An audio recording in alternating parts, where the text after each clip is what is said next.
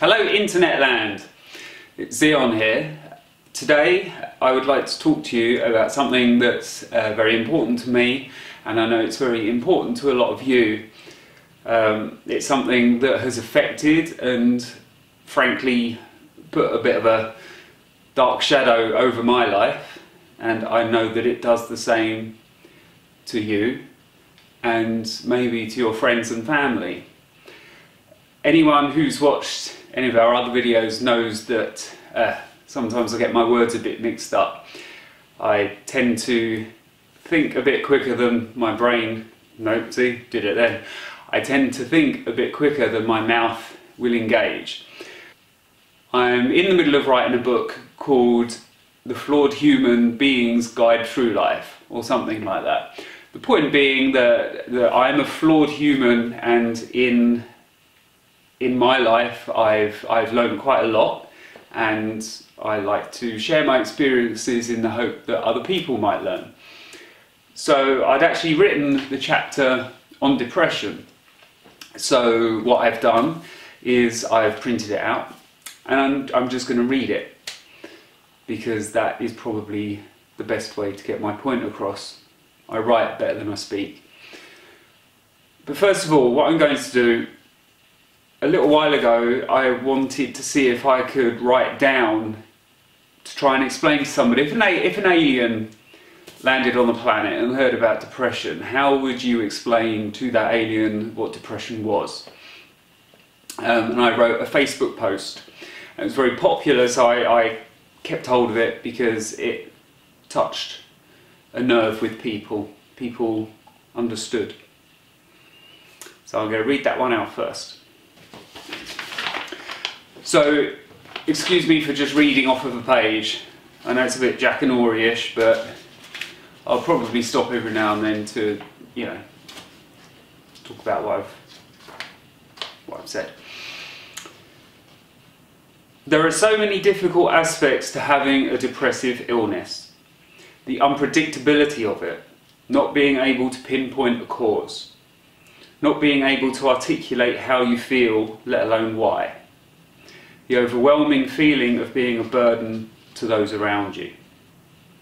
On the face of it, I know for a fact that I have nothing that should make me feel anything other than joy and delirium. Yet, some days there's a hole in my soul that nothing seems to fix. Medication can help alleviate the symptoms, and as a person you do what you can when feeling good to steer your brain in a good direction. Some days though, you're at the bottom of Everest looking up, wearing only your pants and a pair of plimsolls. In other words, it is a daunting and overwhelming task just to get from one minute to the next. No sympathy is required. I'm nearly 35 years into this battle, so I accept it as part of my life. I guess, if anything, this is just a message to anyone out there that is fortunate enough not to have a clue as to what I'm writing about. If that's you, spare a moment just to check up on someone you know to be not so good. You'll lift their day, and you might even save their life. If you live with one of them, you poor soul, reassure them that they aren't the burden they invariably feel they are. That's one of the hardest things I deal with, and it's that thought of people would be better off without me that has led me down my darkest paths. So that was the Facebook post, and it was very popular. It got, I can't remember how many likes, but a lot of likes and a lot of shares, and it meant things to people. I think people shared it to people that hadn't experienced depression and said things like, just cheer up.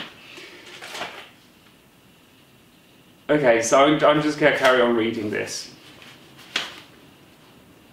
And I'll stop every now and then if I want to add something, or maybe wait till the end. I'm not certain yet. I'm making it up as I go along. Give me a break. Depression. This is a tough one for me, as depression is something that has defined my life. I've had various mental stability issues over the years, and have been diagnosed with borderline schizophrenia, manic depression, double depression, and dysthymia.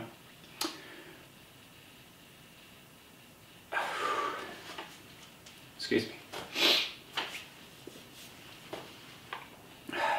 The last one being the one that's plagued me the most.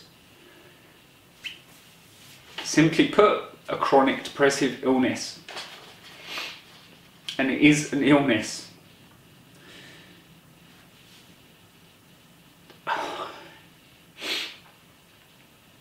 That's one of the toughest things about it, and it's why I'm so eager and willing to speak openly about my own experiences. We walk around daily and we'll pass people on the brink of suicide, yet because they don't have an arm in plaster or any other physical symptoms, their problems get ignored by the man or woman on the street.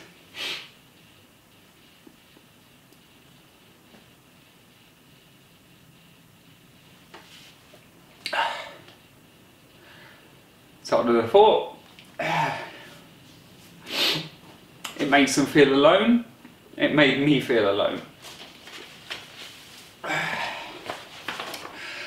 No one I knew had any experience of depression and did not understand what I was going through. I had quite severe bouts of it in my early 20s that manifested itself in me not being able to watch most of what was on TV, as it would trigger an episode.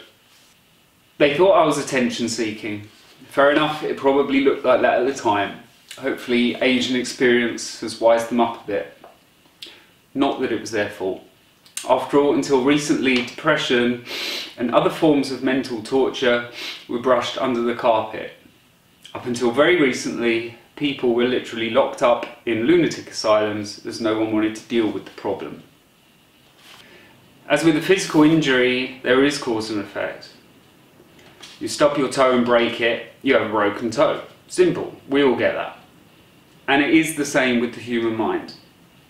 You start a process of negative thinking or negative processing young enough, and it won't take long before your whole being is clouded. My own depression is both cognitive and physical. I don't produce much serotonin in there, so the little sparks that carry thoughts around my brain don't work very well. I don't stay up for long. Combine that with various automatic negative thought processes and I can have a pretty tough time. As I said earlier, I'm not after sympathy. I don't think anyone that has depression is. I'm just after help. My own experience is one of it coming in waves. It's cyclical, generally up and down on a daily basis, but every 5 to 7 years I tend to go through a really bad patch. During those times I'm mostly down, rock bottom. And it's during those times in the past that I've contemplated suicide and gone so far as to write my goodbye letters and sit in the car with the engine on. Thankfully, I seem to have a survival instinct that seems more powerful than the other instinct at the moment. And that is one of the things that concerns me. I didn't go through with it last time or the time before, but what if there is a next time? Clearly, I have no answers. No one truly does. All you and I can do is continue to seek help and try to find things that work for you, or at least alleviate the symptoms. I was given various SRIs, which is the drug that they tend to give people for depression, but they flattened me out too much. I stopped feeling emotion, I didn't want to talk to anyone. I had gastronomical problems with them, which a lot of people do have. After a lot of research though by Vicky, I went on to Zyban. For me, this has helped a lot. It deals with the dopamine, tries to slow down the release of it and hold on to it so you feel better more of the time. I combine that with various over-the-counter supplements such as 5-HTP, L-theanine and tyrosine. It's not a magic bullet or a cure-all, but it has helped a lot. I mean a lot. When I wrote this, it says, "As it happens today, I'm not so good. No reason, there never is. But yesterday I felt great, so with any luck, tomorrow will be a good day too." And I should add, before I started doing this video, I felt great. Poor Vicky. She's lived with this for 13 years now. It's actually nearer 15, or it is 15, I don't fucking know. And obviously it worries and upsets her. She doesn't understand it, although she appreciates what it does to me. She's one of the lucky ones that seems to be pretty much upbeat most of the time. She also has gone the extra mile when I found myself at the end of the road. I honestly don't know where I'd be without her. But not everyone can have a Vicky. If you have a better half, I hope that they're on your side. Whether or not you have a better half, the one thing I have found that helps more than anything is talking and sharing. There are people that are paid to listen, there are volunteers on the end of the phone that will lend a caring ear. There's always your family, there are your friends. There is always someone that will give you the time of day. So make sure you do that. You can talk to me.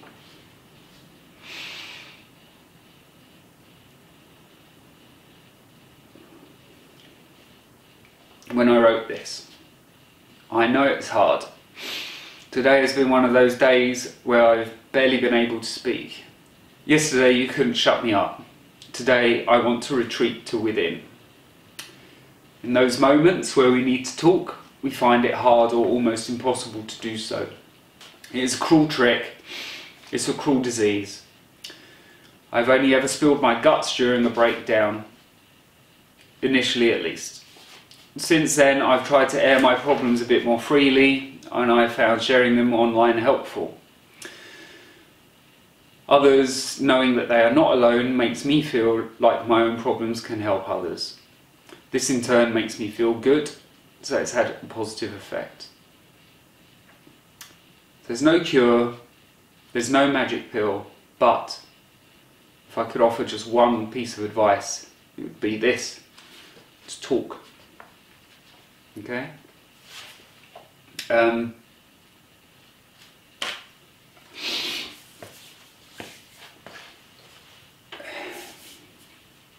So I should address a couple of the things in there.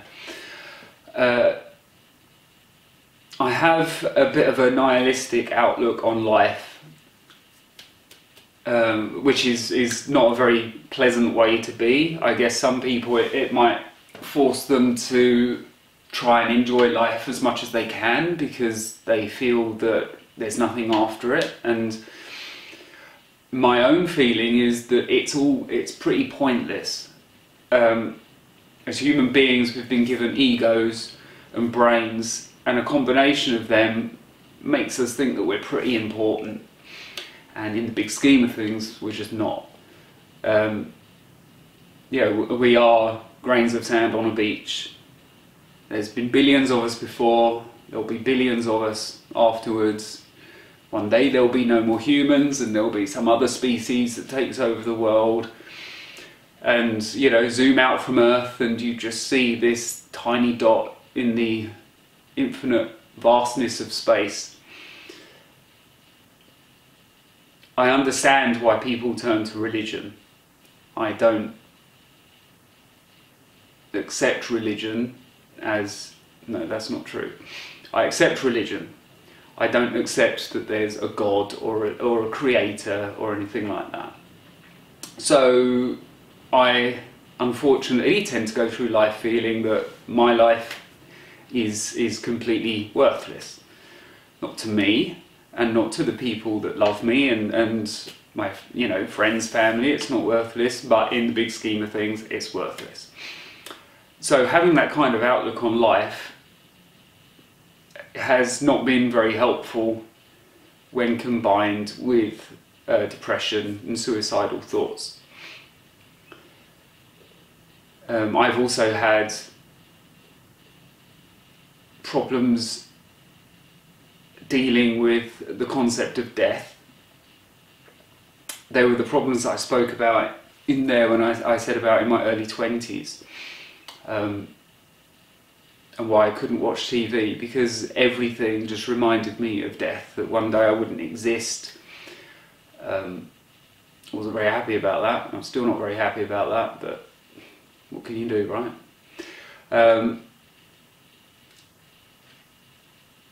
And at the time, I wanted to end it, kill myself, to get it over and done with. That was a genuine train of thought, but I also think there was a train of thought that went along that said, when I get it over and done with, I can then carry on with my life. But obviously that's the ramblings of a stupid 20-year-old. At the time, I was diagnosed with borderline schizophrenia and given all sorts of wonderful drugs. Fast forward to around about my mid-20s, and I was particularly bad for, you know, again, no real reason, just like you are sometimes. And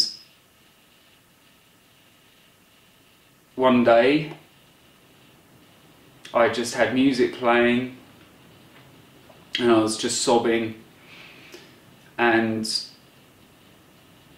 I almost went into an automatic mode where that was it. I was determined. I just had enough. I wanted out. So I started scribbling goodbye letters to people, apologising, and the plan was I was going to gas myself in my car. I had a Porsche at the time. Always been a fan of Porsches, I think that was a pretty good way to go. And, you know, I had the letters, I had the engine running, but there was something in me that just didn't, you know, I didn't want to go ahead with it. Never do. No one ever does. And that doesn't mean it's an attention-seeking thing. It means that you can see no other way out, but you desperately hope that there is one. And some of us are lucky enough where we will cling on to that branch for just a little bit longer. So I contacted the Samaritans. I'll put their website at the bottom so you can contact them if you need to. If you live outside of the UK, I know that there will be equivalents around the world. And they let me realise that A, I wasn't alone, and B, that there were people that cared enough to listen to me. I ran out of the house that day and I just took myself to the doctors, which was bloody shut. But by the time I got there, my brain had cleared enough where I was thinking a bit more straight, and I did eventually get myself back down to the doctors.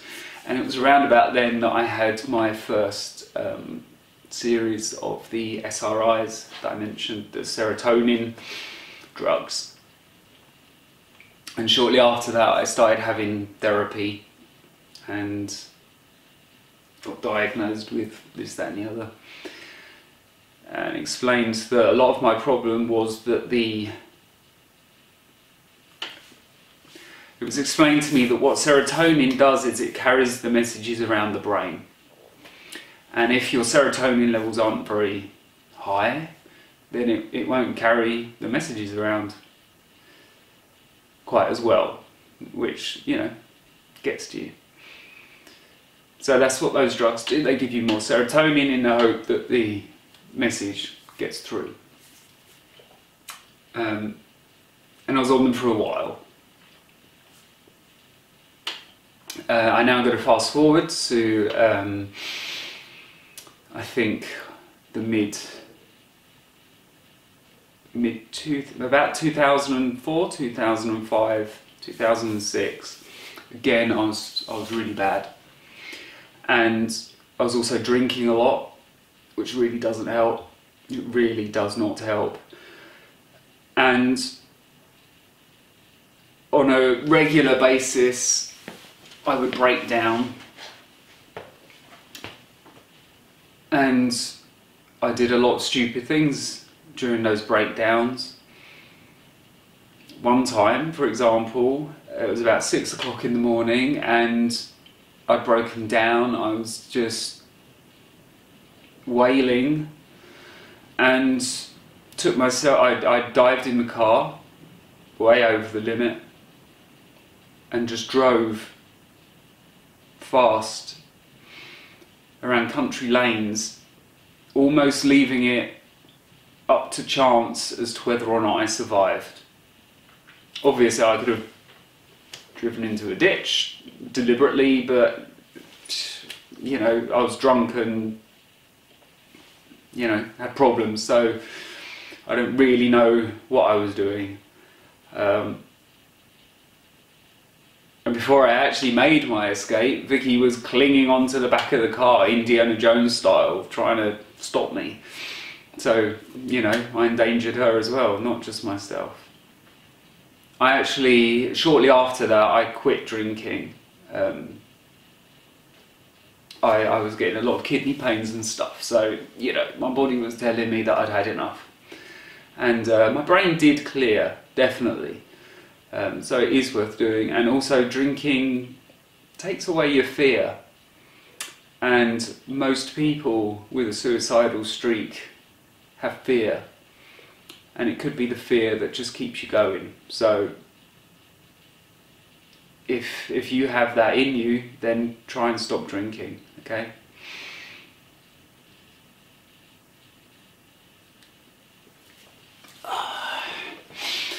Now the really big one for me was not that long ago, and it was almost daily. I just had enough. I just didn't want to be around anymore. I didn't really see the point. I didn't see the point in existing. I was resentful of the fact that I existed, and I still am, to be honest. You know, I've been given the world to see, and one day it's going to be taken away from me, and that really pisses me off. So yeah, I am. I'm resentful to the fact that I was born. And that's not, I don't want that to sound selfish, because I know that some people were never given the chance, or some people died really young, and that's not good. But you know, this is my experience, and I'm just sharing it with you because there'll be others out there, maybe you, that feels exactly the same. You know, resentful of the fact that you were born. And I'd lost the fear. Suddenly, the thought of killing myself, or the thought of disappearing didn't seem quite so bad. And it was daily, and it was a lot to try and cope with.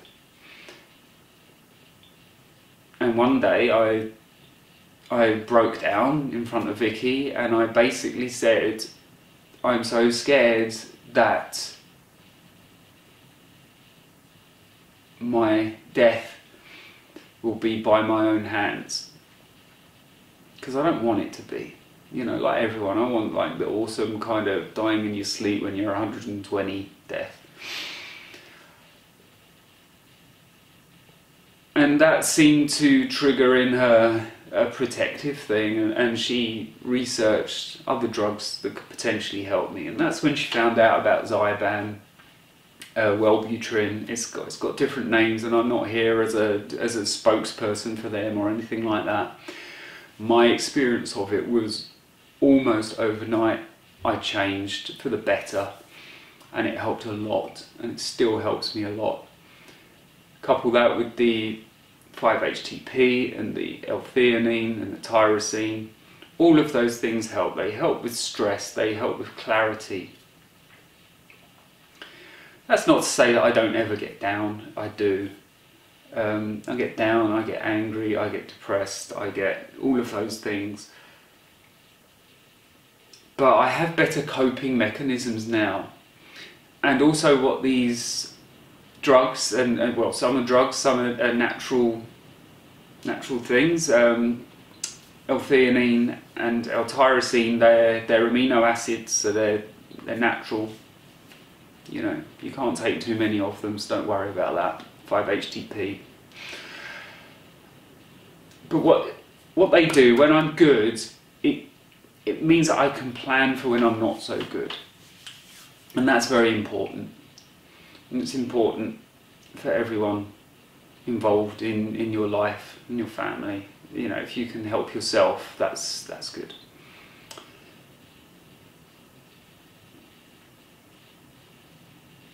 I don't really have anything else to say. I've said enough. Go to the doctors. Ask for help.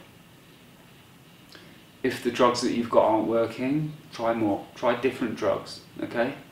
There's always an answer. It might take you a while to find the answer, but that's okay, you know? Just keep looking. Because the choice isn't a choice. And like I said, you can talk to me, okay? I am easy to find online. Facebook /Lord Zeon. You can email me. Do anything you can to get in contact with me, you know, that's fine. I'll talk to you. I will help if I can, or at least point you in the direction of people that might be able to help. So go to the doctors, try different things to fix yourself, talk to people, just talk to people. If people around you understand, talk to them. If they don't understand, find people that do understand. There's going to be groups online, you know, it's not just me and other people like me that are willing to share our experiences. There are groups all around the world. There's always someone that will talk to you and help you. And I hope that this video has helped some people either understanding depression, maybe it's shone a light on it for you, maybe something has twigged and you've gone, oh wow, I didn't know that, and that's great. Or maybe watching this, you've been able to diagnose yourself a little bit and think, oh shit, there's something wrong with me, and you know, you'll take yourself off to the docs. Or maybe you've got depression or suicidal thoughts and you know that there's help. You know, I mean, fucking hell, I've made it to 43, so, you know, that's not bad going for someone that's, you know, had 3 very serious episodes, very serious, you know, periods of life where I've wanted to commit suicide.